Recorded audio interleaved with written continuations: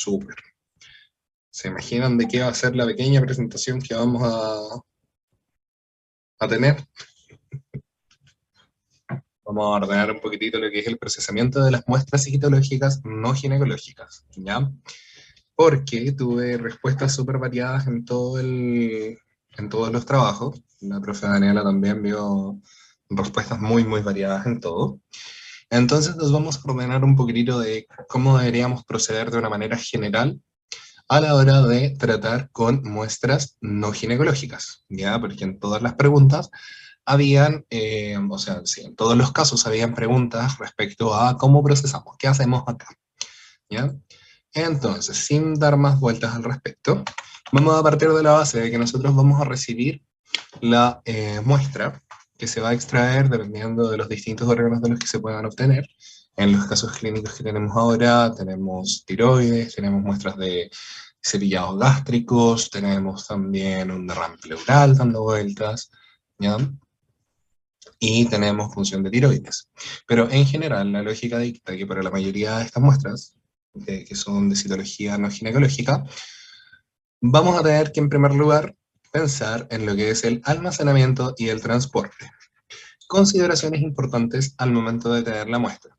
El análisis previo que se le va a hacer siempre a las muestras va a tener que ver con la cantidad de la muestra, ya que normalmente para considerar un examen citológico no ginecológico satisfactorio deberíamos tener un volumen que sea aproximadamente unos 10 a 20 ml de líquido, ¿ok? También se registra el color, la consistencia, si vemos que es muy espeso, si vemos que es más denso, que se ve más líquido, etcétera, ¿ok? Y vamos a tener que tener en consideración, como siempre, el objetivo y el tiempo de procesamiento, ¿ya? O sea, el objetivo de estudio. ¿Qué es lo que queremos hacer con esta muestra?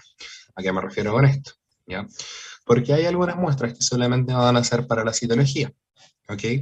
Pero hay otras muestras que derechamente se toman pensando inmediatamente en un procesamiento histológico, para lo cual nosotros deberíamos tratar de generar un bloque celular y tener un procesamiento como si se tratara de un tejido, ¿ok? Entonces, en esta misma línea, nosotros vamos a tener algunas alternativas respecto a qué es lo que va a pasar con estas muestras, ¿ya? Entonces vamos a tener la primera alternativa, que la muestra se recibe en anatomía patológica, vamos a hacer un procesamiento inmediato, o sea que nos vamos a demorar menos de 2 horas en procesarla desde que se recepcionó esta muestra hasta que nosotros logremos obtener la lámina, ¿ok? Y esto no va a requerir ningún fijador, ¿ya? O sea, a la muestra nosotros no le vamos a tener que dar ningún fijador. Lo que sí tenemos que fijar después van a ser las láminas, ¿ok? Pero la muestra en sí, no. En caso de que tuviéramos una muestra cuyo procesamiento va a ser después de las 2 horas o 24 horas después, supongan que llega a la última hora de la tarde y ustedes ya no la alcanzan a procesar, pero sí o sí la van a procesar al día siguiente, estas muestras deberían mantenerse siempre a 4 grados, ¿ok? Luego vamos a tener, en caso de que nos vamos a demorar más de 24 horas en procesar la muestra, ¿ya? Supongamos que llegó un viernes en la tarde y ya no alcanzamos a procesarla, ahí nosotros tenemos que fijar la muestra para prevenir que se generen artefactos asociados a qué? A la autólisis, ¿ya? Que es algo que siempre tratamos de prevenir en anatomía patológica. Hay múltiples alternativas para la fijación de las muestras, ¿ok? Pueden fijarse en alcohol en un volumen 1 a 1 respecto al volumen de la muestra, o sea, si tengo 20 ml de líquido, lo voy a fijar con 20 ml de fijador, ¿ya? Entonces se pueden fijar con alcohol, se pueden fijar con formalina, ¿ok? Formalina tamponada, por supuesto, ¿ya? De uso diario de anatomía patológica. Y acá nosotros tenemos una recomendación nuestra, de profe, que es un fijador que se llama la mezcla de Sacomano, ¿ya? Que es un súper buen fijador para las muestras citológicas, ¿ya? Y esta muestra del Sacomano es etanol al 50%, o sea, un etanol de una graduación 50, con carbowax entre 1 al 2%, que te permite como estabilizar un poco este líquido, ¿ya? Ahí si quieren averiguar más del Sacomano, Excelente. Pero, esencialmente, esta es la mezcla. Vi por ahí algunas cosas que decían de los tubos de transporte, ¿ya? Y algunos decían anticoagulante. Entonces, la adición de anticoagulantes es opcional. Normalmente ustedes cuando se toman las muestras se ponen en un hermoso frasco convencional, ya sin ningún aditivo adicional. No son frascos o tubos de tapa amarilla, ni tapa roja, ninguna cosa extraña. Normalmente un tubo sin ningún aditivo. Pero si tuviesen que tomar alguna muestra independiente, no debería afectar en nada que tenga algún anticoagulante. Pero esto es completamente opcional. Acá tienen un ejemplo de un tubo que tiene un medio preservante, que es el Cytolite de Hologic, ¿ya? Que es para las muestras no ginecológicas. ¿Ok? O sea, acá tienen un ejemplo del hermoso tubito para las muestras de líquidos, ¿ya? O citologías no misceláneas. ¿Alguna duda hasta acá? Todo bien. Todo bien. Ok. Súper. Por ejemplo, yo personalmente, respecto a la mezcla de Sacomano, yo no la usaba en el laboratorio. Yo procesaba todo en el mismo día y después lo completaba con formalina, en proporción 1 a 1 de lo que me quedaba de líquido. ¿Ya? Entonces, tenía ahí siempre mi cachito de formalina. Y cuando una muestra no la podía procesar un viernes en la tarde, por ejemplo, ya también se dejaba fijada para el resto del fin de semana. ¿Sí? Entonces, esto debería aclararle un poquitito la película de qué hacemos con las muestras cuando llegan. ¿Ya? Vamos ahora a el método de citología. Lo que más me interesa es que tengan claro el método convencional de citología, que es lo que todo tecnólogo debería poder hacer sin necesidad de mayores equipamientos que una centrífuga. ¿Ok? Entonces, en una centrífuga convencional, sin necesidad de frío ni nada, nosotros vamos a centrifugar entre 1200 a 2000 RPM por 5 a 10 minutos. Esto con el objetivo de formar un pellet. Ahora, cuando nosotros hablamos de la centrifugación, tenemos que tener en consideración cuántos tubos, cuánto de la muestra voy a utilizar. Porque, por ejemplo, si yo tengo un Falcon de este volado, como el que estamos viendo acá, ¿ya? Voy a centrifugar toda esa muestra para hacer un pellet, voy a dividir esa muestra. Entonces, por ejemplo, yo agarraba Falcon de 12 y hacía un pellet ahí con unos 3 4 tubos, ¿ya? O en algunas otras muestras también homogeneizaba bien la muestra con un vortex, ¿ok? Y sacaba unos cuantos tubos de 1 ml y lo hacía en una microcentrífuga. Entonces, ahí tienen la alternativa. Hay que pensar cuánto vamos a hacer, cuánto consideramos como servicio que va a ser representativo, ¿ok? Pero en la mayoría de los casos no se procesa toda la muestra. Se homogeneiza, ¿ya? Cosa de que tengamos así como bien dispersas todas las células y que cualquier lugar del que nosotros saquemos algún volumen sea representativo de esta muestra y se hacen unos cuantos duplicados de las láminas, ¿ya? Una vez centrifugadas estas muestras, vamos a descartar el sobrenadante, ¿ok? Entonces eso significa sacar todo lo que está ahí. Y no se trata de así como lo vuelvo a trasvasijar al frasco, sino que se trata de desechar. Por lo tanto, hay que tener las medidas de bioseguridad correspondientes porque son líquidos biológicos. ¿Ok? Estos normalmente van a estar sin fijar si los trabajamos inmediatamente. ¿Ya? Después, nosotros vamos a tener que lavarlo. Puede ser en algún buffer, puede ser eh, con agua destilada un poquitito, pero con un volumen muy pequeño. Eso de lavar es completamente opcional, porque de todas formas ustedes van a tener ahí un pellet que hay que resuspender, ¿ya? Si no le dejaron absolutamente nada de líquido al tubo, ustedes van a tener que adicionarle algún otro medio.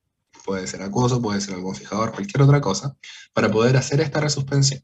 Pero supongamos que el sobrenadante, en vez de yo botarlo simplemente por gravedad, tomo una pipeta y digo ya, voy a dejar 1 ml de líquido junto con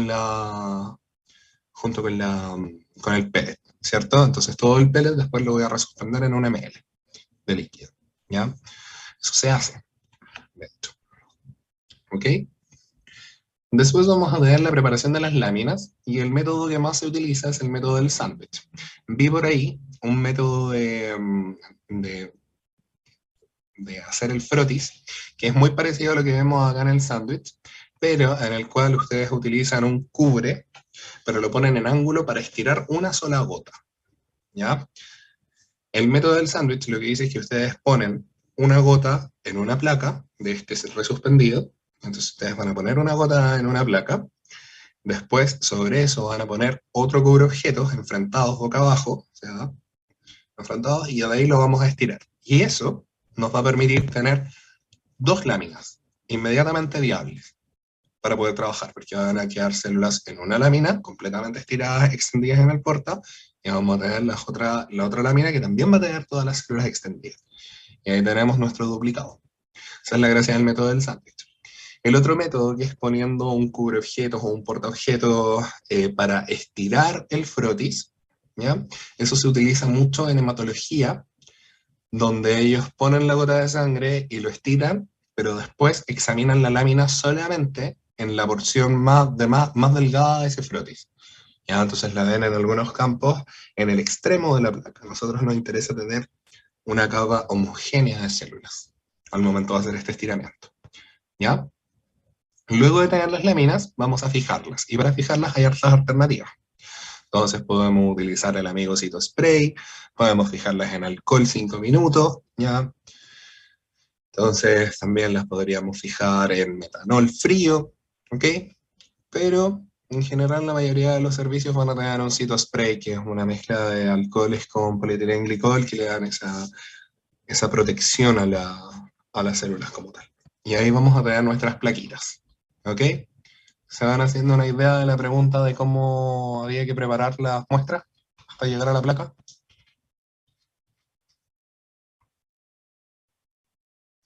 ¿Sí?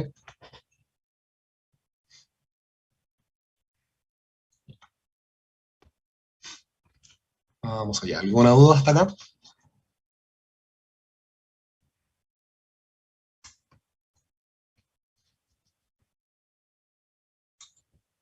¿No? Y además de Jazmín, todo bien, y ya Faride, ok. Súper. Vamos allá. Además de los métodos, del método convencional, que eso todo lo podemos hacer con equipamiento básico. Estamos hablando de una humilde centrífuga para poder generar el pellet. O sea, si tenemos una citocentrífuga, maravilloso. Pero en el método básico solo necesitamos una centrífuga y paciencia. ¿Ok? Existe también la citología en base líquida automatizada. Eso lo vimos durante los casos anteriores, en los cuales los principales representantes de esto tenemos SurePath, que como bien presentó el grupo que hizo esta presentación. Tenemos un método que implica primero centrifugar la muestra, concentrar las células, eliminar todo el detritus, después tomar el pellet. O sea, en esto no es diferente a lo que venimos hablando de lo convencional, ¿ok? Entonces después vamos a tomar este pellet, lo vamos a resuspender en un volumen, que de hecho es de 1 ml, de buffer en este caso, ¿ok? Y este pellet después lo vamos a depositar en una cámara de sedimentación, donde se va a generar el frotis por gravedad, ¿ok? El otro exponente es el thin prep, donde nosotros vamos a tener un filtro que genera rotaciones a altas revoluciones en el tejido para romper todo lo que sea mucus, sangre, etc. ¿Ya? Y después las células van a pasar a través de un filtro por aspiración, donde se genera un vacío, en el cual van a pasar por este filtro, ¿ya? Que es una malla muy fina. Entonces esa malla va a ir atrapando las células. A medida que se va saturando de células la malla en los distintos espacios, va cambiando el vacío que genera.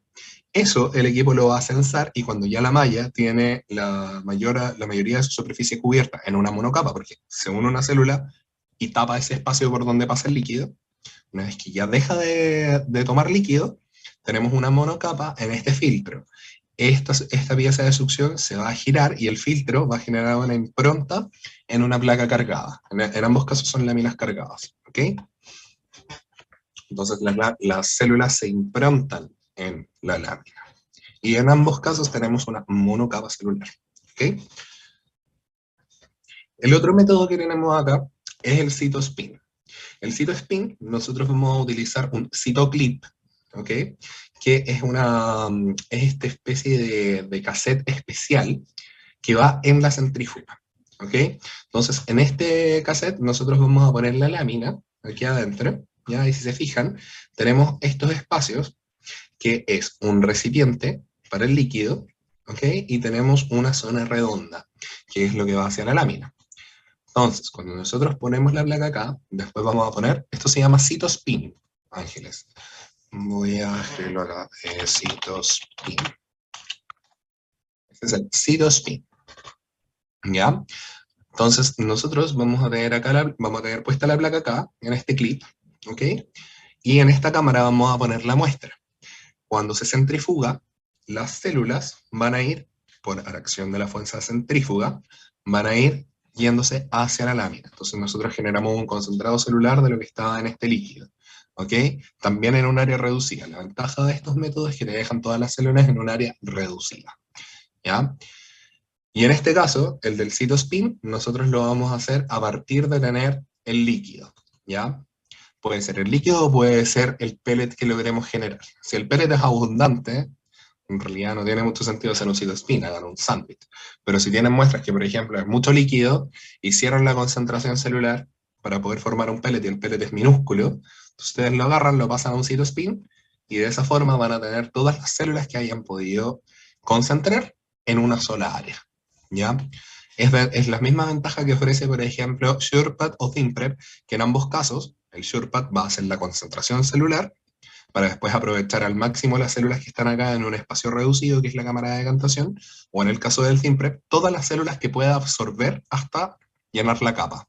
Entonces, ese líquido, el líquido preservante del ThinPrep, va a ir bajando en medida que se llene la malla de este filtro. Si, por ejemplo, hay muy poca celularidad y tiene que tomarse todo el líquido hasta saturarla, se la va a saturar inmediatamente. Pero aún así le va a sacar el máximo rendimiento a la muestra. Estas son formas automatizadas de maximizar el rendimiento de nuestra citología. ¿Ok? Pero todos partimos siempre de la hermosa citología convencional. ¿Ya? ¿Alguna duda hasta acá?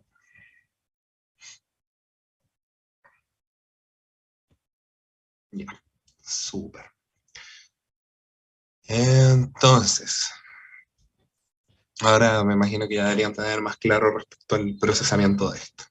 La última alternativa que nosotros vamos a tener acá va a ser cuando ya hicimos las citologías y de repente necesitamos hacer una muestra o, como les explicaba, dependiendo del objetivo de estudio, inmediatamente pensar que vamos a necesitar la muestra para poder tratarla como una biopsia diferida, nosotros vamos a tener que abordar lo que es el concepto del bloque celular, que esencialmente es un método que te permite concentrar las células y procesarlas como una biopsia, ¿ya?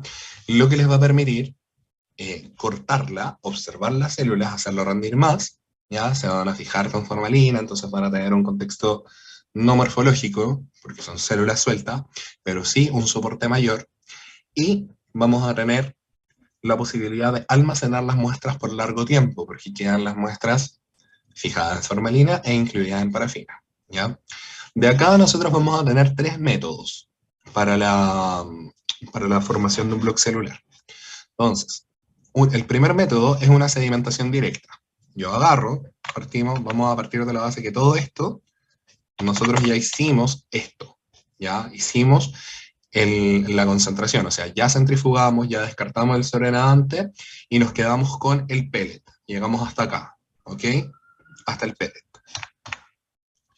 Entonces, cuando yo tengo un pellet que es grande, que es más de 1 ml de pellet en el tubo, yo puedo tomar ese pellet, le echo formalina para poder fijarlo, lo fijo, lo vuelvo a centrifugar, cosa de que el pellet quede completo, bien, bien compacto.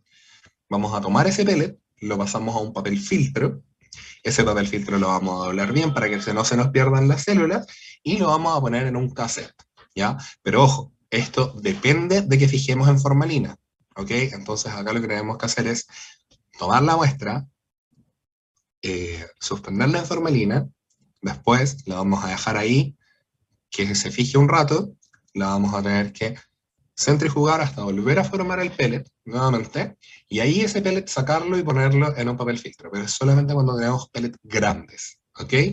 Ahí se hace el procesamiento de rutina. El siguiente método es uno de los más utilizados, que es la inclusión en agar, cuando tenemos pellets que están más o menos gorditos igual, que van del 0,5 a 1 ml, nosotros tenemos unos pellets gorditos, ¿ya? Eso también se puede hacer, por ejemplo, con las muestras de tiroides, ya cuando queda mucho material en una punción de tiroides. Entonces, nosotros lo que vamos a tener acá es que mezclamos el pellet con agar al 4%. El agar le va a dar consistencia, ¿ya? Lo dejamos solidificar a 4 grados hasta que el agar se forme un bloque sólido. Ese agar después vamos a sacarlo, que va ya con nuestras muestras, o sea, con nuestras células, y lo vamos a colocar en un cassette, ¿ya?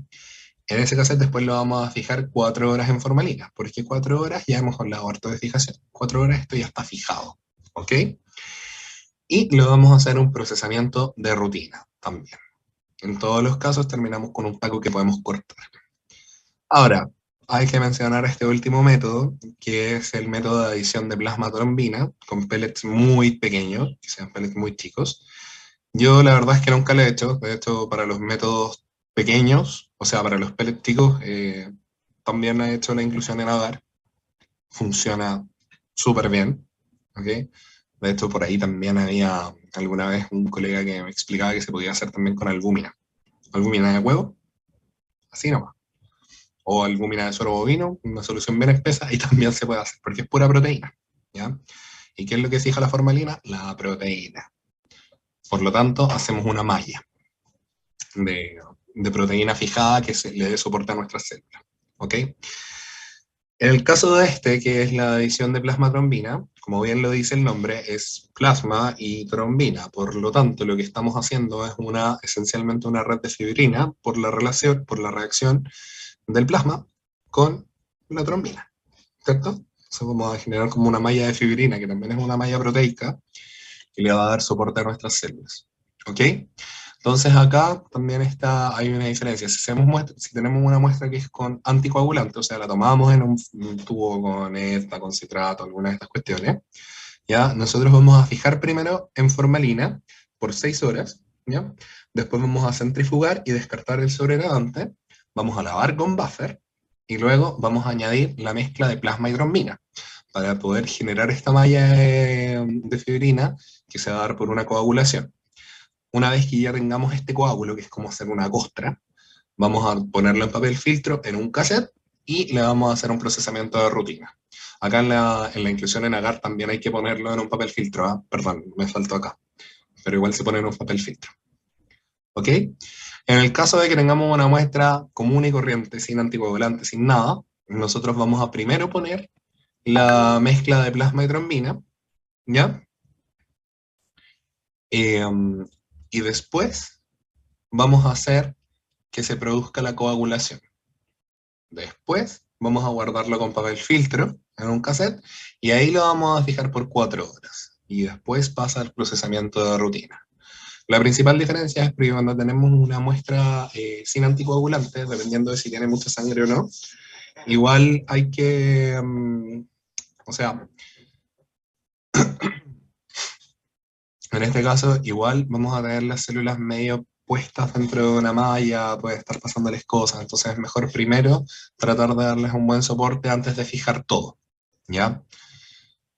Y en este caso, cuando la muestra tiene anticoagulante, esa muestra definitivamente está sin fijar, ¿ya? O sea, tampoco tiene ninguna red de protección, ¿ok? Como sería una muestra o sea, sin anticoagulante, ¿ya? Porque acá, cuando tiene anticoagulante, las células no van a tender a agruparse entre sí, ¿ok? Entonces tenemos que asegurarnos de que todas estas células que están dispersas se fijen bien y tratar de fijarlas lo antes posible, ¿ya? Entonces ahí nosotros vamos a tener la formación de un bloque celular. En todo caso, esto es solamente anecdótico para que lo conozcan y para que sepan que se puede hacer con este método de plasma trombina. Lo más común es hacer esto en agar. Y aquí tienen un ejemplo. Tenemos la alícuota, centrifugamos, dejamos que esto decante bien, sacamos todo el sobrenadante, después se añadiría la plasma y la trombina o el agar derretido, se permite en este caso que se refrigere o en este caso que coagule, se pasa a un, ¿cómo se llama esto? a un cassette en papel filtro y después lo vamos a fijar en formalina hasta poder procesar y obtener nuestro blog celular. ¿Alguna duda respecto al procesamiento general de muestras de citología?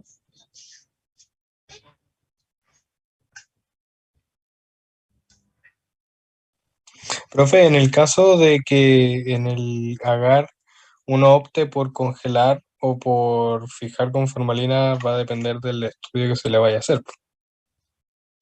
No. Acá esto no es congelar, Germán. Esto es Ah, refrigerar. refrigerar. Ah, Es vaya. refrigerar. Y en la refrigeración es solamente para solidificar el agar y es a 4 grados. ¿Ya? No es como que lo vayas a cortar por congelación. Si vas a hacer un blog celular, el blog celular siempre, absolutamente siempre, va a ser para procesamiento de rutina. ¿Ya? Ya, ya. Ya, profe. Gracias. No hay problema. ¿Alguna otra duda?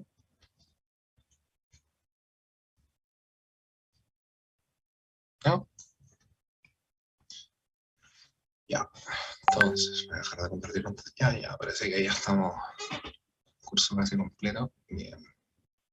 Ya, vamos a aprovechar esta misma sesión de Blackboard para empezar a hacer las revisiones, ¿ya? Así que vamos a partir hoy día.